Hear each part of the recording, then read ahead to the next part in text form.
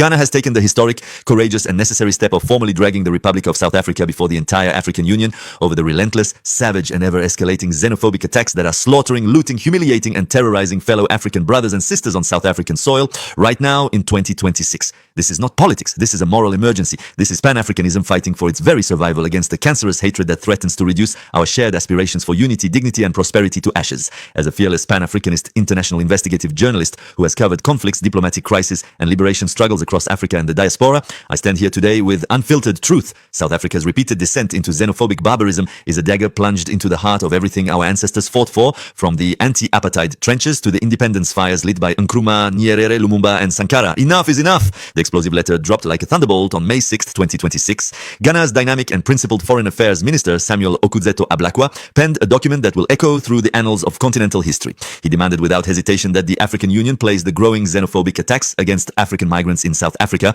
as a top priority item on the agenda of the AU Media Coordination meeting scheduled for June 24th to 27th, 2026 in El Alamein, Egypt. Minister Ablakwa pulled no punches, describing these vicious assaults as a serious threat to African unity, continental integration and the fundamental safety and dignity of African nationals living and working in South Africa.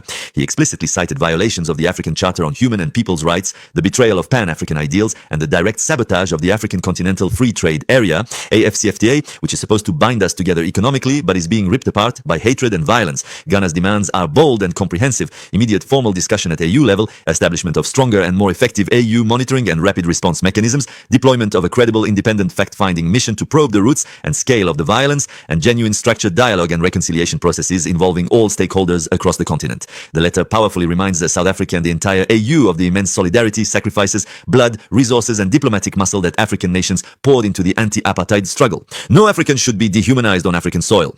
This searing phrase cuts through the hypocrisy like a red-hot blade. Ghana is not pleading. Ghana is demanding justice, accountability, and the restoration of our shared humanity. This Ghanaian bombshell lands amid parallel fury from Nigeria. Nigerian lawmakers in the House of Representatives have issued strong calls for robust diplomatic and economic retaliation against South Africa. They are urging Nigeria's Ministry of Foreign Affairs to engage South African authorities aggressively, demanding concrete protection for Nigerian citizens. Proposals on the table include suspending diplomatic relations, halting trade deals, grounding aviation agreements, and imposing severe restrictions or outright closures on South African multinational businesses operating profitably in Nigeria, companies that have enjoyed massive markets while Nigerians face death and displacement in return. The message from Abuja is crystal clear and uncompromising: protect our people or face the full consequences. Investigative digging reveals scenes straight from a nightmare. Across KwaZulu-Natal, Johannesburg townships, Durban, Cape Town, Gauteng and other hotspots, marauding mobs and self-styled anti-foreigner vigilante groups, prominently including factions aligned with Operation Dudula and similar outfits, have unleashed coordinated waves of terror. They block major roads, storm shopping areas, invade residential complexes,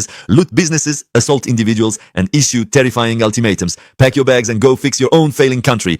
Viral videos flooding WhatsApp, X, TikTok and Facebook show horrifying clips: men being beaten with sticks and fists, women dragged and insulted, shops being ransacked and set ablaze, children crying in fear as parents shield them. These images have sparked global condemnation and continental anger. One deeply disturbing recent incident involved a Ghanaian national legally residing in KwaZulu-Natal. Eyewitness videos captured a frenzied mob surrounding the man, demanding he prove his immigration status on the street, hurling ethnic slurs against Ghana, physically punching and kicking him while he lay on the ground pleading, and ordering him to leave South Africa immediately. Similar attacks on Nigerians have been even deadlier. Reports confirm multiple Nigerian victims, including cases where individuals like traders and workers were killed amid the chaos in Johannesburg areas. Zimbabwean, Malawian, Mozambican, Somali, Ethiopian, Congolese and other African communities face daily intimidation. Their shops marked, homes targeted, movements restricted by fear. Foreign nationals now live in virtual lockdowns, avoiding public transport, keeping children home from school, changing routes daily and hiding accents or identifiers to survive. A heartbreaking report detailed a Malawian child allegedly denied emergency medical access by vigilantes blocking a clinic, leading to tragedy.